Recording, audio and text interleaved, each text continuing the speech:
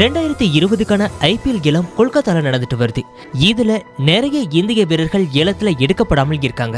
கொல்கத்தாவில் நடைபெற்று வர இந்த ஏலத்துல ஒவ்வொரு டீமும் போட்டி போட்டுக்கொண்டு முக்கிய வீரர்களை ஏலத்துல எடுத்துட்டு வருது. இந்த நிலையில தான் ஏலத்துல நிறைய இந்திய வீரர்கள் யாராலையும் கண்டுகொள்ளப்படாமல் இருக்காங்க.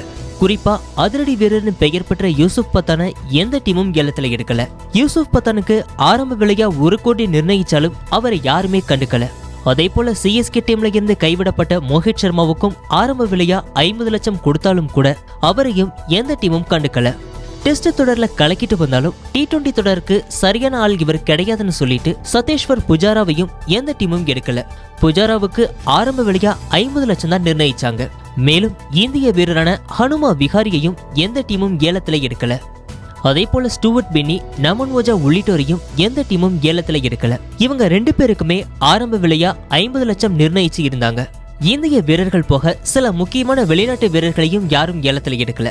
குறிப்பா பங்களாதேஷ் வீரரான முஷ்பிகுர் ரஹீம், ஸ்ரீலங்கா வீரரான குஷல் பெரேரா, சவுத் ஆப்பிரிக்காவுடைய பவுலரான டேல் ஸ்டெயின், நியூசிலாந்து சேர்ந்த டீம் சவுத்தி, ஆஸ்திரேலியாவை சேர்ந்த ஆடம் ஜாம்பா உள்ளிட்டோரையும் 2020 IPL தொடர்கான ஏலத்துல எந்த டீமும் வாங்குறதுக்கு முன் வரல.